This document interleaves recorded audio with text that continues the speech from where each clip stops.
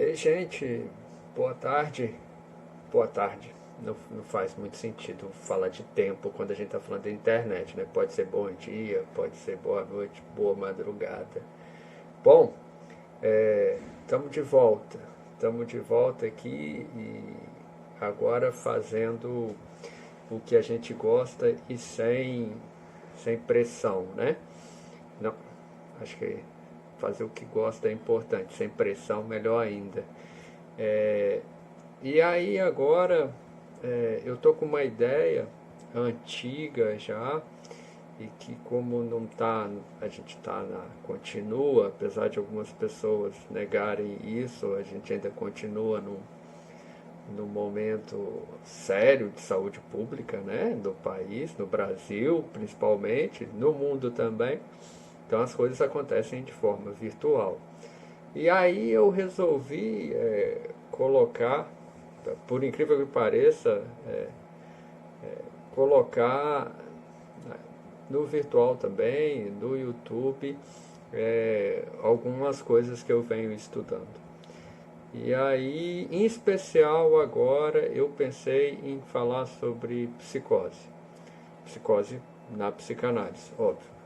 Então, eu pretendo, não sei por quanto tempo, um ano talvez, assim, fazer, sei lá, um ano de vídeos só sobre psicose, sobre o que eu estou estudando, que é um tema que muito me interessa, que eu gosto muito, eu acho muito rico e que mais que você estuda, mais coisas interessantes você descobre.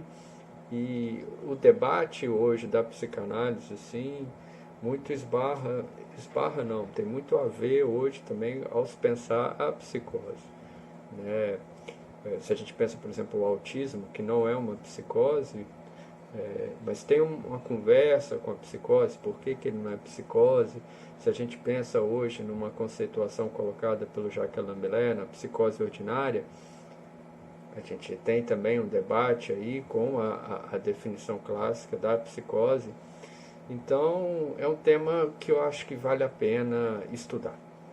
E aí, então, agora eu pretendo, estou começando hoje, isso de colocar isso, né?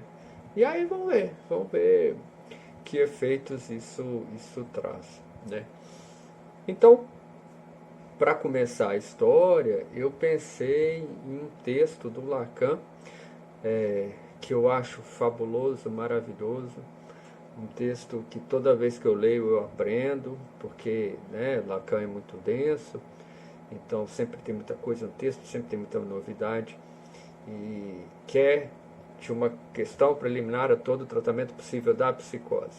Às vezes eu vou olhar para o lado, é porque o meu notebook está aberto aqui do lado. E aí eu sempre erro o título desse texto. Então, é de uma questão preliminar a todo o tratamento possível da psicose. É um texto fundamental para quem se interessa pelo estudo da psicose, né? Para quem se interessa por esse tempo, tem que ler esse texto. É um texto que está presente nos escritos, né? E que aqui já começa a coisa interessante, né? O Lacan era um cara que tinha grande receio de publicar seus textos, né? Ele tinha várias críticas a isso e inclusive ele fez um neologismo, ele criou uma palavra nova a esse respeito, que ele falava da publicação, né? O destino da publicação é o lixo, né? Então ele foi um cara que sempre criticou muito publicações ou aquelas pessoas, desculpa, que só buscavam publicar coisas. Ele não era esse cara, né? E sempre recusou muito isso. Então, por que eu estou falando isso? Porque de uma questão preliminar a todo tratamento possível, é um texto que ele escreve no fim de 57, deixa eu ver. Não, ele escreve no fim de 58 e publica em uma revista em 59, tá? E qual é o tema, né? Esse é um texto em que ele faz um resumaço, um resumo, acho que é 50 páginas, por exemplo, né, do seminário, de 55 e 56, o famosíssimo seminário sobre as psicoses, um catatal, né, que o Lacan fez de 1955 a 56, semanalmente ele fez o famoso seminário dele das psicoses, né, um seminário super bacana. E aí, em 58, ele faz um grande resumo dos pontos principais, que é justamente o texto que a gente vai falar aqui agora. Então, assim, a primeira publicação desse texto é de 59. Porém, a edição que a gente vai estudar e a edição que todo mundo conhece é dos escritos, que foi publicado em 1966. A primeira publicação, de certa forma, oficial do Lacan são os escritos, publicados em 66, e que tem compilados de de escritos do Lacan. Entenderam isso? Então, os escritos têm o texto de uma questão preliminar que o Lacan tinha escrito em 59. E qual que é o ponto super importante que eu estou tentando retomar aqui e que já começa a história? Quando a gente lê a questão preliminar dos escritos, que é a edição conhecida, vocês têm que ler as notas de rodapé. Eu mesmo sou um cara que sempre tive dificuldade com notas de rodapé e eu aprendi a ter o costume de lê-las. E nos escritos é fundamental. Por quê? Em 66, o Lacan já está em um momento teórico totalmente diferente do que ele, por exemplo, tinha escrito em 59. E o que ele tinha ensinado em 55, 56. Lembrando que os seminários eles não eram escritos, eles eram falados, né? Então, assim, esse é um tipo de análise que eu pretendo fazer para vocês também, que quando a gente estudar os grafos, né, que o Lacan apresenta, tendo como base a nota de rodapé, vocês percebem o ganho conceitual que a gente tem. Isso é um detalhe assim, fundamental. E, inclusive, isso é um ponto que muitas vezes as pessoas criticam o Lacan e não se atentam a isso, né? Que o Lacan, quando saem os escritos em 66, por exemplo, ou seja, a primeira publicação oficial do Lacan e que fez o Lacan ficar conhecido ou mais conhecido fora da França, muitas pessoas que criticam o Lacan até hoje criticam com base nos escritos, que tem, na sua maioria, textos da década de 50. Só que quando o Lacan publica os escritos nos seus seminários, ou seja, em 66, 67, ele já estava em outro momento teórico, ele já tinha avançado muito mais. Então, de certa forma, as críticas já estão defasadas. É muito interessante isso e às vezes a gente não discute isso. Isso é só dando uma contextualização dessa dimensão, né? E por que esse texto eu considero super importante? Primeiro porque então a gente está aqui pensando no seminário, a gente está em 55, 56. Então a gente tem o auge da relação do Lacan com o retorno a Freud, né? Então esse famoso movimento que o Lacan fala que vai fazer retornar a Freud, ou seja, retornar à descoberta freudiana e que os pós-freudianos haviam esquecido, né? E aí o Lacan faz isso utilizando-se da linguística estrutural, né? Significante, significado, inconsciente é estruturado como uma linguagem. Esse retorno que o Lacan faz desse momento ao Freud está, de certa forma, de mãos dadas com a linguística estrutural, tá? Isso é fundamental.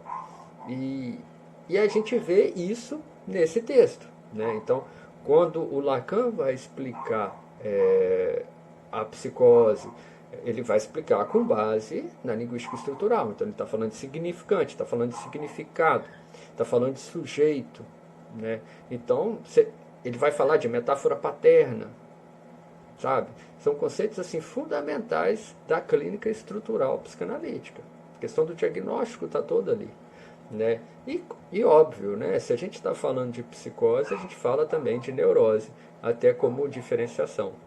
Então, apesar de ser um texto difícil, ele também, a meu ver, funciona como é complicado falar isso, mas um texto introdutório, de certa forma, porque nesse texto você tem aí a neurose, quando o Lacan, por exemplo, apresenta a metáfora paterna.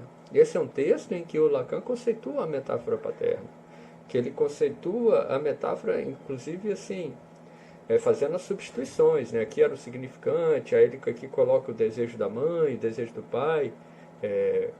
Também nesse texto ele fala dos esquemas, né? Ele traz o esquema L, por exemplo, super importante, da constituição subjetiva do sujeito neurótico, né? Então, para falar de psicose, ele tem que falar da neurose. Por isso que eu falo que tem um aspecto introdutório aí, no sentido que você, para entender o texto, você é apresentado a conceitos fundamentais da clínica, né? E, inclusive, aqui vai ser uma coisa que me interessa muito estudar e mostrar e tentar transmitir, justamente os esquemas gráficos que o Lacan apresenta. Eu me lembro quando eu comecei a estudar, um tempo atrás, eu nada entendia desses esquemas, eu nada. E aí foi pegando e tendo interesse e tal. E aí quando eu comecei a entender, eu fui vendo como que eles esclarecem e muito a clínica, não só da psicose, né? Então, a minha ideia aqui também é a gente tentar entender um pouco esses esquemas, o esquema L, realidade, o inconsciente, o esquema R, né, que é um esquema mais sofisticado e derivado do esquema L, e por fim o esquema L, R, e depois o esquema que ele vai falar do esquema do Schreiber, né, que já é o esquema da metáfora delirante, né, que é estabilizadora. E aqui também uma coisa muito interessante que a gente pode colocar é que isso é um ponto que eu acho que é fundamental quando a gente pensa no Lacan e na clínica lacaniana e na produção teórica do Lacan. Freud era um neurologista, né? A gente sabe que isso é um neurologista e um cara com o espírito do seu tempo, né? Que acreditava, né, no progresso científico. Você pega o projeto, como ele é calcado, né, nas descobertas que o próprio Freud fez, como ele ainda usa as metáforas dos neurônios. Isso está presente no Freud, né? Já Lacan, diferente, era um psiquiatra, né? Então, isso traz uma marca fundamental, a meu ver, nos estudos dele e na escuta dele. E, em especial, a relação que o próprio Lacan tinha de interesse com a loucura. Né? Isso é um ponto fundamental e que está presente em toda a obra do Lacan. Né?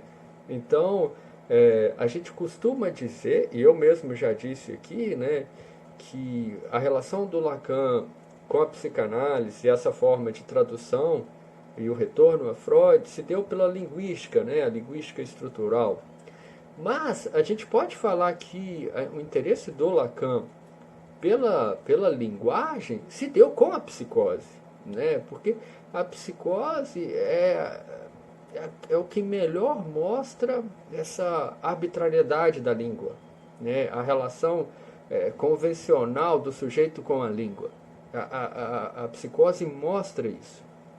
E o Lacan, antes de conhecer a linguística estrutural, antes de conhecer o Saussure, o Jacobson, ele já estava interessado nisso. E a gente tem registros disso, né? Textos que o Lacan escreveu, artigos, ainda na época de psiquiatra, assim, de doutorado, ele falava das esquizografias, né? O interesse dele pela essa dimensão da linguagem na psicose. Né? E aí depois, no seminário 23, o seminário Sintoma, ele fala sobre isso. Ele fala, lembre-se que eu comecei com as esquizografias.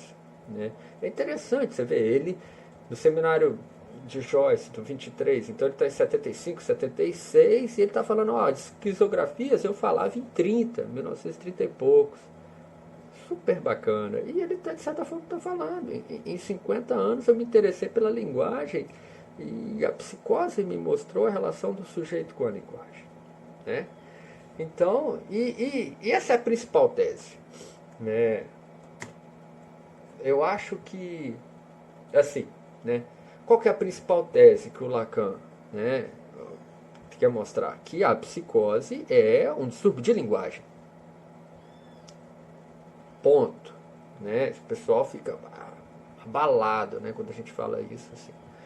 Mas é o que o Lacan está mostrando. Né? Ele quer provar, ele fez um seminário mostrando isso, e ele afirma isso nesse texto, que ele entende a psicose enquanto um distúrbio de linguagem. Ok? Então, isso tem que ficar claro, isso permeia todo o texto. Tá? Então, o texto aqui ele tem umas divisões, né? E aí eu pensei na primeira, vou ser bem, né? Tentar ir bem devagar. E a primeira que ele chama de rumo a Freud. Né? Então, e aqui esse texto tem uma característica muito forte do Lacan, né, batendo nos pós-freudianos, é um estilo bem lacaniano de ser. E ele já começa nesse segmento rumo a Freud, ele fala, né, que no campo freudiano, dos pós-freudianos, em nada se avançou nos estudos da psicose. Olha, assim, ele está falando, ó, vocês não avançaram em nada nos estudos da psicose. E isso é interessante, porque você vai ver como ele, para sustentar a posição dele, ele vai falar, olha, isso estava em Freud se vocês não souberam ler. Vocês não souberam ler a Introdução ao Narcisismo, por exemplo. Ele fala isso nesse texto por diversas vezes. Tá? E o que ele está querendo dizer? Que nenhum desses pós-freudianos se atentaram à relação do sujeito com a linguagem. Uma coisa presente nesse texto é isso que o Lacan fala. Vocês estavam, por exemplo, muito preocupados em uma adequação do sujeito com a realidade.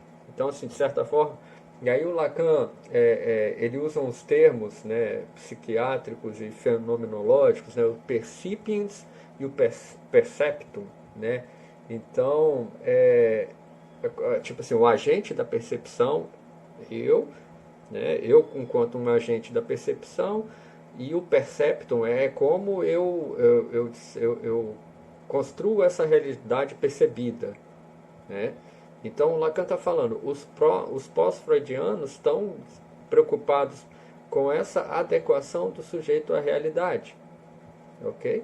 E focando muito, por exemplo, nos mecanismos projetivos. Né? De que maneira os sujeitos projetam isso numa suposta realidade não adequada. E o Lacan está falando, mas não é nada disso. Vocês não estão... Nenhum se preocupou da relação do sujeito com a linguagem. Nenhum de vocês se preocuparam com o sentido da alucinação, que já era uma tese freudiana, que o delírio já era uma forma de tratamento. Isso está presente no texto do Freud. Né? E o Lacan está falando, vocês esqueceram isso. Né? Ou seja, ninguém está lendo o sentido do delírio para o sujeito, a relação do sujeito com o significante. Tá? E aí, até querendo adiantar um pouco, e depois eu vou trazer um pouco mais sobre isso, o Lacan fala, quando você se atenta, por exemplo, à relação do sujeito com a linguagem, psicótico, né, e de que maneira não se trata de uma adequação, e sim que, de certa forma, a realidade afeta o sujeito, quando a gente fala, por exemplo, que o que está fora cluído retorna no real, de certa forma é que a realidade que afeta o sujeito. Então o Lacan, de certa forma, inverte. Ele está falando, o perceptum afeta o percipiens. É o inverso do que vocês estão pensando. E o Lacan fala, quando você se atenta a essa relação do sujeito com a linguagem, você pode perceber que Na psicose a gente tem dois fenômenos de linguagem, dois distúrbios de linguagem fundamentais, que é o fenômeno de código e o fenômeno de mensagem, né? E aí ele entende que o fenômeno de código, por exemplo, são os neologismos, né? Então são quando a gente cria palavras novas, como Lacan, por exemplo, falava publicação, né? Ele criou uma palavra nova, publicar com lixo. Isso é um neologismo, publicação. Então, quando você... E isso só tem sentido para o sujeito. Por isso que é um distúrbio de linguagem. Porque se eu sou neurótico e quem me assiste é um neurótico, a gente compartilha códigos linguísticos que façam com que a linguagem minimamente aconteça. O psicótico não, ele cria uma palavra nova que só tem sentido para ele. Isso, como é que você se comunica a partir disso? Não tem, não tem. Por isso que o Lacan fala, isso é um distúrbio de linguagem, né? E o outro distúrbio de linguagem que ele coloca são as frases interrompidas, que é justamente isso também, muito clássico na teoria lacaniana, que a gente precisa do fim da frase, né, do só depois, para a gente entender, para dar sentido a ela, né? Eu estou morrendo de vontade de beber água. Eu estou morrendo de vontade de ir ao banheiro. Eu estou morrendo de rir. Então, é justamente o final da frase, esse último ponto aí, que significa, por exemplo, o meu morrendo, né? Então, isso é fundamental, é básico da comunicação. E justamente no psicótico isso não se encontra. Justamente por causa dessa relação tão própria do psicótico com a linguagem. Isso é, para o Lacan, um distúrbio de mensagem. Tá? E isso é só introdutório, depois ele desenvolve melhor essa relação do sujeito com a linguagem. Mas isso, gente, aqui a gente já tem uma dica clínica do Lacan fundamental, e para se atentar, se tem uma questão diagnóstica, uma dúvida, ou mesmo uma necessidade de afirmar melhor o diagnóstico, se você encontra esses fenômenos, você tem uma fundamentação para afirmar seu diagnóstico, por exemplo. É um ponto super importante, né? E o Lacan fala, o famoso caso freudiano, o Schreber, apresentava esses dois distúrbios de linguagem. Isso é um ponto importante também para a gente lembrar, que grande parte do seminário das psicoses o Lacan fez em cima do caso analisado do Freud, do presidente Schreber, né? Como, não sei se todo mundo sabe, o Schreber foi um livro, na verdade, que o Freud fez um estudo desse caso em 1911.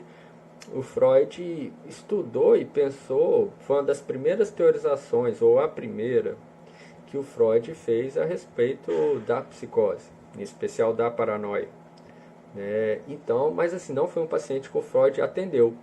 O Freud estudou o livro escrito pelo Schreber, né? E é um livro fabuloso, fantástico, em que o Schreber escreveu sobre o delírio dele, né? E aí o Lacan, grande parte do seminário das psicoses também faz em cima do texto do Schreber. Porém, não só dele. E aí o Lacan fala, olha, o Schreber apresentava esses dois distúrbios de linguagem. Mas o Lacan bate num ponto fundamental aqui, que ele fala, olha, vocês esqueceram de introdução ao narcisismo. E vocês, ele está falando dos pós-freudianos. Por que ele está dizendo isso? Porque o Freud publica o caso de Schreber em 1911.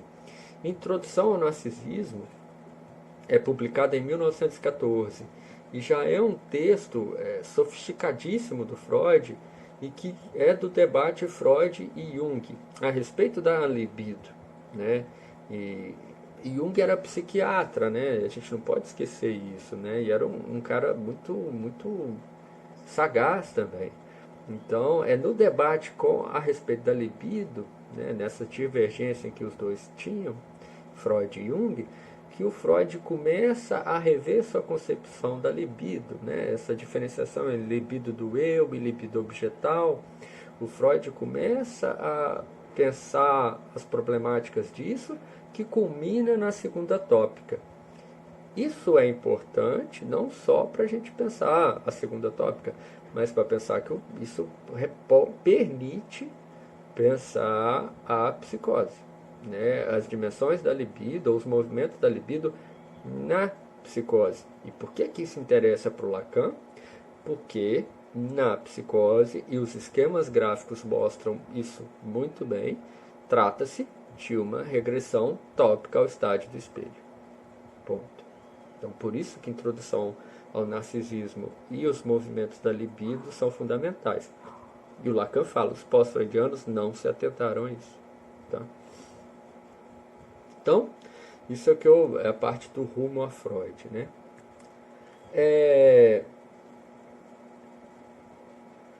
Tem depois a parte que ele intitula Depois de Freud. Né? E aí, como eu falei para vocês, o Lacan insiste nessa crítica de como os pós-freudianos leram o caso Schreber, né? E ele fala, olha, a maioria dos pós-freudianos leram o Schreber tendo como base explicativa o mecanismo da projeção, né? Enquanto o Schreber projetava, e a partir disso projetava uma realidade, e a partir disso formava o seu delírio. E o Lacan fala, isso é uma explicação muito precária. Isso não me explica o sentido do delírio para o psicótico. E o Lacan volta nesse ponto. O fundamental de se pensar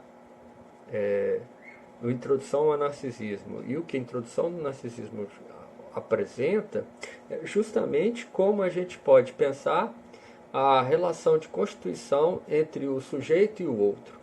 Como é que o sujeito se constrói na relação com o outro. E aí é a partir disso que a gente pode pensar na realidade e qual é o sentido da realidade para o psicótico. Então o Lacan, de certa forma, está falando, enquanto os pós-freudianos estão pensando em mecanismos projetivos, vamos voltar à introdução ao narcisismo, vamos pensar como que o sujeito se constitui na relação com o outro, e a partir disso constrói uma realidade, e aí vamos pensar qual é o sentido da realidade para um psicótico. Percebam uma condição ética fundamental do Lacan, que não é nada adaptativa. Olha, sua realidade aqui não condiz com a verdade, aqui você tem que se adaptar. Não, o Lacan está falando, você tem que entender o sentido da realidade para o psicótico, qual é o sentido desse delírio, qual é a relação dele com o significante. Para isso, introdução ao narcisismo, a constituição, como o sujeito se constitui na relação com o outro, que é o que vai ser mostrado, por exemplo, no esquema L, no esquema fabuloso também. E ainda a esse respeito, o Lacan toca também em um texto fundamental de 1924, de Freud, que chama A Perda da Realidade na Neurose e na Psicose. Texto fabuloso, inclusive saiu agora a nova tradução pela Autêntica, já tem esse texto traduzido, e esse texto é muito bacana porque mostra o Freud mostrando as diferenças a respeito da realidade na psicose e na neurose, e você vê que o Freud nesse texto, a meu ver, na minha leitura, ele não é tão radical na diferenciação da neurose e da psicose, né? E aí ele, de certa forma, está falando, olha, o problema nem tão grande não é nem a perda da realidade, e sim o que vem a substituir a realidade, sabe? Então, Lembre-se, o título do texto freudiano é A Perda da Realidade na Neurose e na Psicose. Porque, vejam, gente, o Freud falava isso também. Para a neurose, a nossa realidade é sempre realidade psíquica, né? Então, por isso que o Lacan, ao fim da sua obra, vai falar: todo mundo é louco, né? Porque se a gente for aqui falar o que sustenta a nossa vida, o que dá nosso sentido para a nossa vida, se a gente for sincero e falar, não faz muito sentido para conversar com o outro, não. É uma coisa muito psíquica mesmo, né? Uma coisa muito fantasiosa quando a gente fala no nível da neurose. E por isso que o Lacan, pegando a mão de Freud, né, o Freud, tendo sempre Freud junto, está falando o que vem substituir quando se perde a realidade, na neurose e na psicose. Então, 3 textos aí freudianos fundamentais para a gente entender. O caso de Schreber, que é, né, 1911, Introdução ao Narcisismo, 1914, A Perda da Realidade na Neurose e na Psicose, 1924. Ok? Aí, ainda nessa leva de fazer críticas aos pós-freudianos, o Lacan chama a atenção de uma psicanalista pós-freudiana, não sei se é assim que produziu o nome dela, ela era kleiniana e inglesa, então creio que deve se pronunciar Aida McAlpine, acho que deve ser assim o nome, pronuncia Aida McAlpine. E essa psicanalista pós-freudiana criticou muito Freud, inclusive falando que Freud não se atentou à homossexualidade latente do Schreber, né? Que o Freud não se atentou a esse ponto. E o Lacan falou: olha, você que... E aí a Aida pontua, eu fiquei até curioso, esse texto eu não li ainda, tá? Mas desculpa. Ela, a Aida, foi a responsável por fazer a tradução do livro do Schreber para a língua inglesa. Então, inclusive, eu até encontrei para comprar em inglês, óbvio, o texto do Schreber com a tradução da Aida, que ela colocou, acho que está no prefácio, ela fez as críticas a Freud.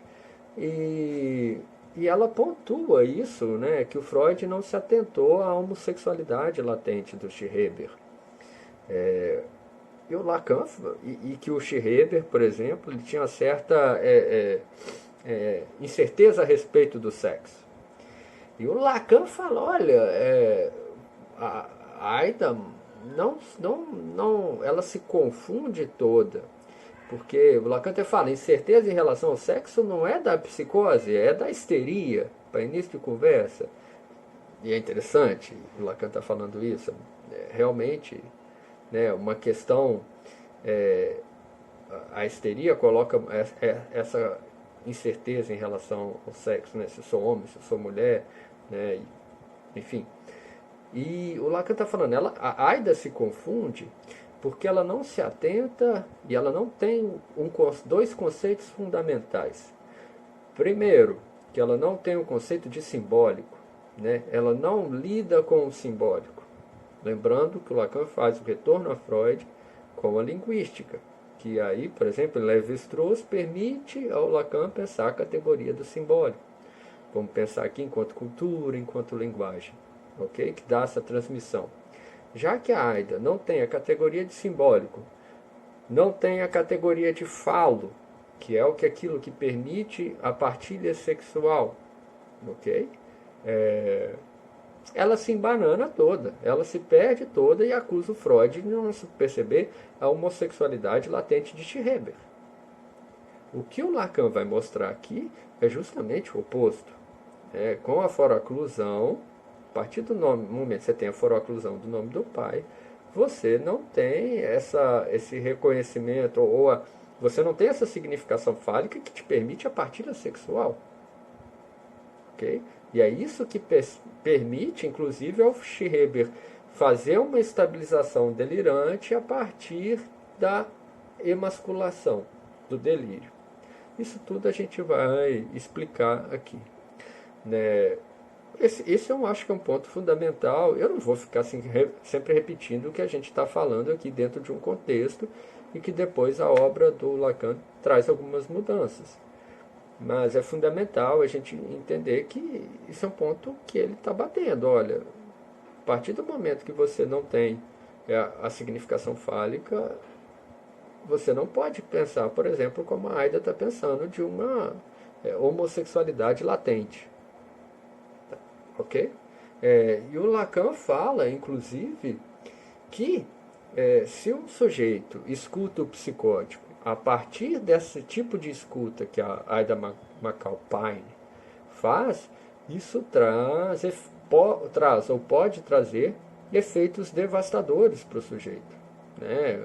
Efeito assim de, se não surta, surtou, ou um agravamento de surto com às vezes, consequências desastrosas. Então, é muito rica e muito sofisticado isso que o Lacan está falando. E por isso que é fundamental a gente entender a função do simbólico e a função do falo, no caso a foraclusão do falo, para a neurose, e para a neurose não como foraclusão, óbvio, né? E a foraclusão do falo na psicose, tá? Mas isso ele vai trabalhar depois. Isso aqui é a parte rumo a Freud e o depois de Freud. Hoje foi só por isso, tá bom por hoje. Eu acho que eu vou tentar colocar assim de 15 em 15 dias esses vídeos, vou ver se eu consigo manter essa frequência e, enfim, se alguém assiste, fale aí as sugestões, os comentários, o que seja. Vamos conversar também, tá bom? Um abraço para vocês, se cuidem, usem máscara e tal.